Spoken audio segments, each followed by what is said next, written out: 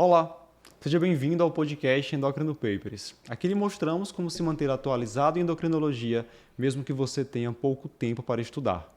Eu sou Ícaro Sampaio. Eu sou Luciano Albuquerque. E o assunto hoje é os 5 assuntos mais cobrados na prova do TIM sobre dislipidemia.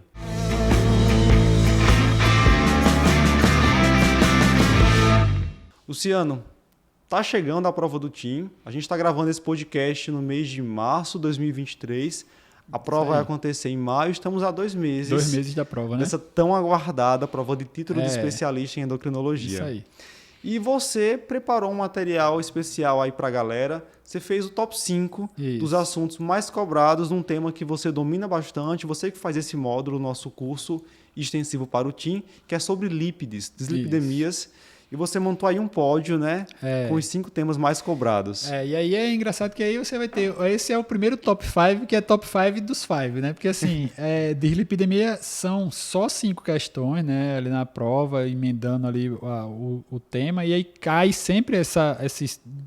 Pelo menos 4, vamos estar aí 80% dessa coisa. Pode ter uma questão surpresa ali para confundir alguma coisa, mas ali sempre vai ter esses tópicos aí que a gente separou. Boa. Vamos começar então. O primeiro tópico que você trouxe para a gente foi sobre estratificação de risco cardiovascular. Isso. Bora lá, então. Quais são as dicas sobre estratificação de risco cardiovascular para quem vai fazer a prova do TIM? Primeiro, assim, você saber qual é o paciente que você está falando, né? Então, assim, se você está falando de um paciente que tem diabetes ou de um paciente que não tem diabetes, porque, eventualmente, eles botam sempre um casinho clínico. E aí eles vão dar o caso clínico para você ver ali quais são os fatores que ele está citando e você saber se aquele paciente é de risco intermediário, se é alto risco, se é muito alto risco, se tem indicação de fazer algum exame complementar para dar o diagnóstico ou não, né? Então, os diabéticos, a gente sabe que a idade é o primeiro fator mais importante. Então, para diabético, siga essa sequência. Pega a idade, a gente sabe que homem a partir de 50, mulher a partir de 56... é alto risco. Então, o que for a partir dessa idade, de cara, já é alto risco. O que for abaixo dessa idade vai cair para risco intermediário. Baixo é muito difícil ter um diabético com baixo risco, né? Aí, a partir daí, você vai olhar aqueles fatores de risco que você tem que olhar a tabelinha e tem que decorar para você jogar a classificação. Se tiver mais de 3 estratificadores, vira muito alto risco. Se tiver menos de 3, vai continuar no alto risco. Se for uma idade mais jovem com algum fator de risco, vai para o alto risco, né? Se for secundário, já teve evento, é muito alto risco. Na dúvida, é pelo menos alto risco, caso clínico. Sempre diabético, sempre vai ser pelo menos alto risco, né? Assim, é pouco provável ele cair para um risco intermediário, né? Já para o não diabético, aí sim, né? O não diabético na prática a gente usa calculadora. Na prova não dá para usar a calculadora, então assim não vai ser...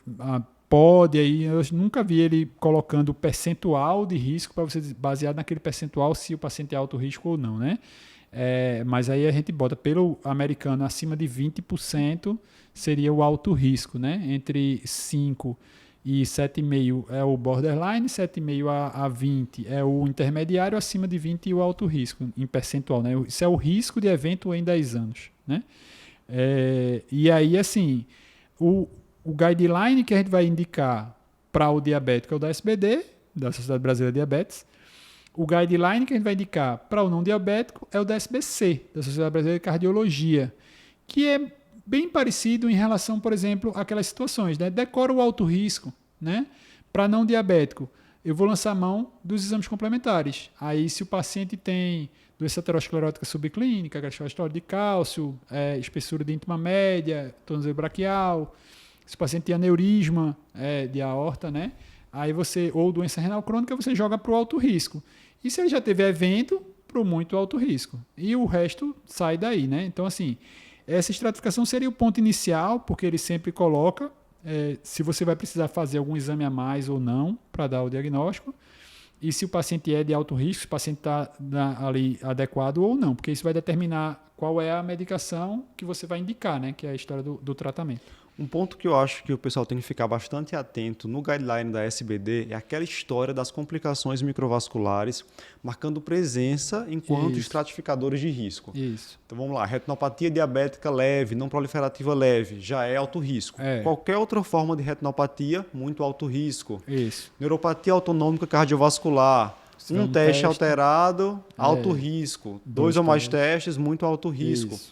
Doença renal do diabetes, checar aquela tabelinha pela classificação CADIGO, paciente com taxa de filtração glomerular menor que 60, mas acima de 30, já vai entrar como alto risco. Isso. Abaixo de 30, muito alto risco. Porque é isso que diferencia essa diretriz. E eu acho que eles podem acabar explorando um pouco mais na prova. Tem aqueles pontinhos de corte mais específicos, né? Mas abaixo de 30 muito alto, entre 30 e 45 com albuminúria também cai para o muito alto. Se a albuminúria for acima de 300, já cai para o muito alto também, né? Então, assim, a albuminúria já joga para lá. É só você lembrar das classificações que já fica aquela escadinha no meio, né? O abaixo de 30 é muito alto, 30 a 45 com albuminúria entre 30 e 300 é muito alto, albuminúria acima de 300 muito alto, independentemente da taxa de filtração, né? Então, boa. E o próximo tópico do seu top 5 tem tudo a ver com a estratificação de risco. Eu vou estratificar esse risco para que eu possa definir o tratamento a ser instituído e a meta do meu paciente. Isso. Então, o próximo tópico é metas no tratamento da dislipidemia para o TIM. Isso. Qual seria a sua dica? Aí é decorar a meta, né? Acho que a meta é bem simples. Acho que todo mundo, se o cara chegar no dia da prova, não sabe a meta decorada, volta para casa, nem vai fazer a prova, né? Porque aí tá danado, meu filho. Porque, veja, o LDL é bem aquela história, né? A gente sabe que o LDL acima de 130 é o LDL elevado, né? E aí vai ter aquelas variaçõezinhas dos 30, né? Então, assim, a regra de 30 vale para todas as metas. O intermediário abaixo de 100, o alto abaixo de 70, o muito alto abaixo de 50. Então, só o finalzinho ali que foi de 20, né? Não foi o de 30.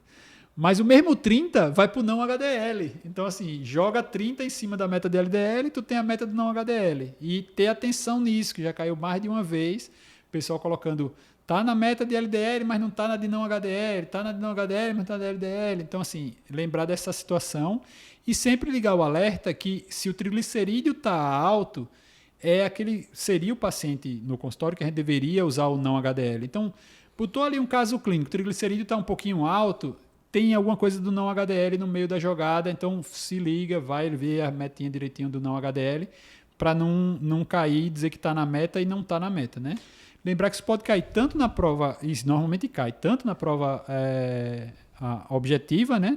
Na prova de múltipla escolha, quanto na prova aberta, né, de casos e questões que você pergunta, o paciente está na meta, não está na meta, né, precisa ajustar a droga ou não. Já houve uma questão aberta em que uma alternativa era justamente qual é a meta, só isso. Falar que era menor que 50, só isso. Isso, que é o muito alto risco, né, você faz essas coisas direitinho. E ano passado, acho que caiu uma questão na prova fechada, com essa história do triglicerídeo alto, em que o paciente estava na meta do LDL, mas não estava do não HDL, né? E por isso a terapia precisava ser otimizada. Isso. Né? E lembrar que se ele não está na outra meta, tem que otimizar a terapia, né? Essa é a história, né? Ok. Então. Aí relaciona isso, essas metas e o risco com a potência da estatina, né? Se é alto risco ou muito alto, alta potência.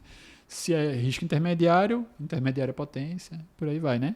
Muito alto risco, no mínimo alta potência também. O muito alto risco você vai botar alta potência e como é muito, aí pode ser que precise de outras drogas a mais, né? Teoricamente, o pessoal da cardio tá aí, né? Nossos amiguinhos, essas terapias adicionais, elas deveriam ser restritas e onde tem benefício é no muito alto risco, né? Esse negócio de dizer, não, estou ali com estatina na alta potência, não estou na meta, precisa adicionar ezetimiba, se não for muito alto risco, teoricamente você não tem evidência de benefício nesse cenário, né? Mas aí para a prova, já que a gente está falando da prova, o pessoal da prova considera, se não está na meta, intensifique, mesmo que seja com outra coisa além da estatina, né? Certo. Terceiro tópico do seu top 5 não é um dos assuntos mais queridos pelos alunos de forma alguma. Mas bora lá. Metabolismo das lipoproteínas. Que dica vale a pena reforçar sempre aqui para quem vai fazer o TIM, né? Sobre metabolismo de lipoproteínas. O metabolismo de lipoproteína sempre fica aquelas dicas que a gente deixa, tentar correlacionar de alguma forma com a sua prática, né? O que é que a gente sabe que a dieta, que a modificação do estilo de vida vai ter um impacto legal, assim, bom. Triglicerídeo, né? A gente sabe que o triglicerídeo tem uma resposta assim, mais intensa. O paciente com hipertrigliceridemia muda a dieta, faz exercício, sei o quê, cai muito o triglicerídeo. O LDL colesterol não tem tanto impacto. Então, aí você lembra, então o triglicerídeo ele vai estar relacionado ao ciclo exógeno, é o que vem de fora. Então, lembra, você associa isso para pensar no ciclo exógeno, no ciclo endógeno. O que é que tem no ciclo exógeno? Quilomicron. Quilomicron responde melhor à dieta. O ciclo endógeno. O endógeno não depende tanto da dieta. É o que tem? VLDL, triglicerídeo, responde a fibrato. Então, você já associa essas ideias na sua cabeça do tratamento. Saber a história das enzimas, lipase lipoproteica, lipase hormônio sensível. Saber que lipase lipoproteica é a que armazena gordura, lipase hormônio sensível mobiliza gordura. E aí você saber, dentro daquelas partículas das lipoproteínas, quais são as apoproteínas, que também é uma coisa que sempre cai, né? Qual apoproteína é estrutural? Aí você vai ter a B48 no quilomicron, B100 no VLDL, e a ApoB também na história do LDL, né? Então, assim, você vai ver quais são as apoproteínas, ApoA1 no HDL, e aí você vai saber as estruturas e as enzimas e a interação de cada uma delas. Às vezes, isso é muito difícil, isso é muito chato, isso é muito isso, muito aquilo. Mas quando você vai estudar mecanismo de ação de droga, ou esses novos agentes, hipercolesterolemia, tudo vai acabar caindo em cima disso, né? Então, embora seja ali um tema mais árido, mais denso para você entender, você precisa entender aquilo ali para poder sair para as drogas bem. Se você não entende a fisiologia, você vai se enrolar para frente. Então, assim, vira uma decoreba depois, né, do resto das coisas. Então, é um tema um pouquinho chatinho, mas que vale a pena sentar, olhar com calma, ver como é que as coisas se associam para captar a ideia e ir para frente, né? Então, a gente tenta explicar da forma mais fácil possível para não complicar. Uma dica para quem vai fazer a prova agora é que, como acaba entrando um pouco de decoreba aqui, guarda essa revisão para próximo da prova, porque, veja, metas, estratificação de risco é uma coisa mais prática. Uhum. A gente está com essa diretriz vigente aí há cerca de 1 ano. Já deu para ir colocando algumas coisas em prática, rotina, né? e fixando um pouquinho. Mas realmente fisiologia não. Então revisa isso mais próximo da prova. Estuda primeiro, obviamente, né? A gente sempre fala isso, né? Não adianta revisar se tu não estudou, né? Daí assim, estuda. E aí, quando chegar próximo, revisa, tá? Se tu não estudou, então nem revisa, porque tu vai errar. Então, assim, vai com calma aí na história, pra você ter uma noçãozinha para poder puxar isso aí depois, tá bom? Boa. O quarto tópico que você trouxe pra gente me surpreendeu. Interações entre as drogas e polipemiantes. Isso vem sendo cobrado com muita frequência? Vem sendo cobrado. A interação você tem que ver mais ou menos o contexto, né? Assim, quando a gente fala de interação, é muito das estatinas. O pessoal vê assim, qual estatina vai ser metabolizada mais pelo citocromo P450, qual não? Qual estatina tem mais efeito de lesão muscular ou não? Qual estatina vai ter mais diabetes ou não? E das interações de outras drogas que atuam no citocromo, né? Ou reduzindo o efeito do citocromo, ou aumentando a atividade, e isso aí vai ter interferência com alguma estatina, né? Então, a gente sabe que a simvastatina tem uma metabolização do citocromo, a tova tem um pouquinho menos, mas também é metabolizada pelo mesmo citocromo. Aí outros cenários, assim, droga do HIV, inibidor de protease, é uma dica ali que sempre cai, o pessoal bota ali alguns limites em relação às doses. Situações especiais das drogas, paciente renal crônico, né, que tem uma certa preferência pela tova, usar uma dose um pouquinho mais baixa, porque o tempo de efeito da droga vai ser maior.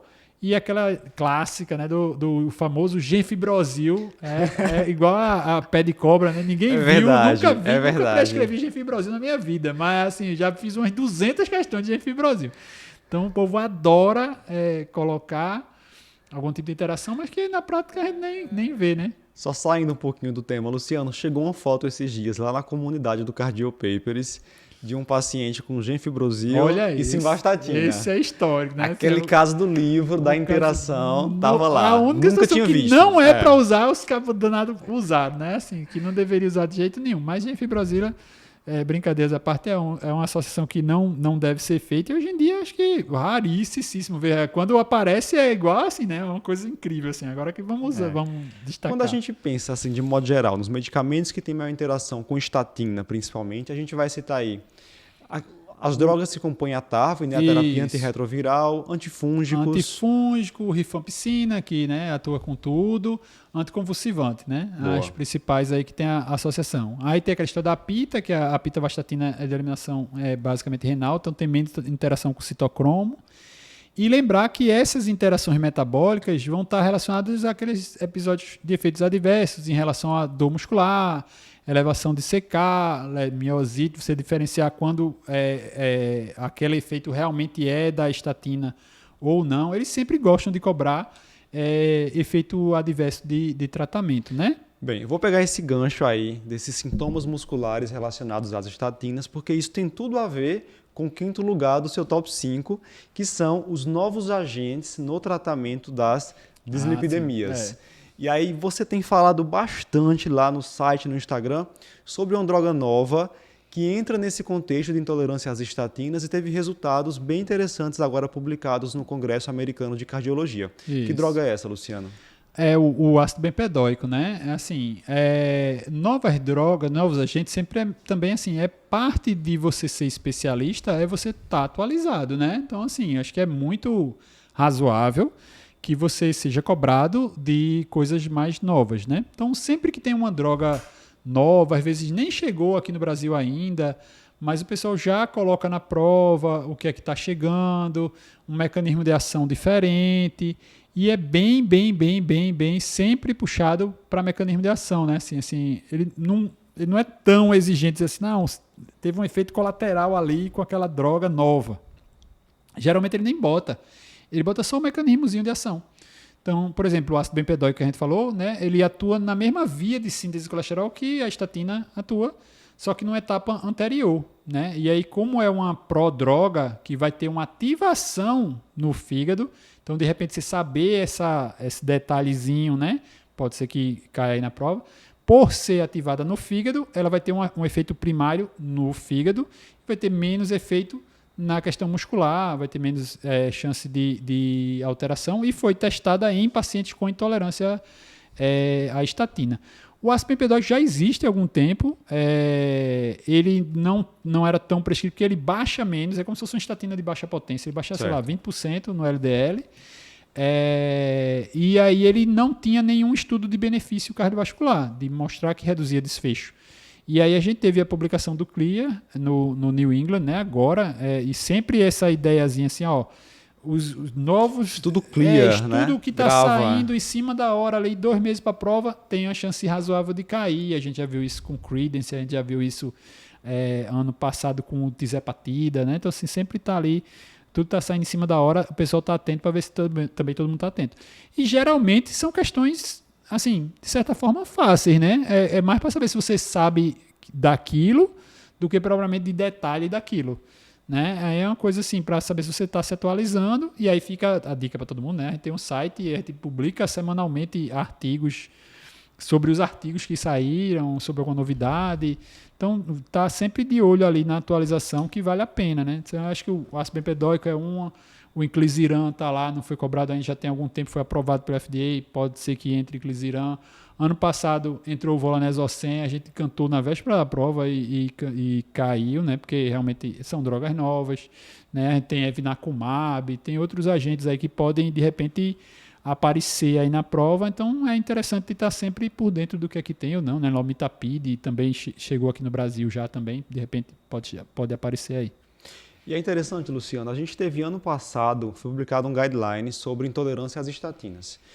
E aí os autores comentavam que é muito raro ter um paciente que não tolera dose nenhuma de estatina. Isso. Mas quando isso acontecer, pode ser utilizado uma outra droga, não estatina, apesar de que não há evidência de que haja redução de desfechos cardiovasculares. Por isso que esse resultado vem com tanta força, assim, né? Porque vai entrar num cenário agora de que sim, mesmo nesses casos raros de que o paciente não tolera nada de estatina, a gente tem uma medicação que reduz não só o LDL, mas reduz desfecho cardiovascular.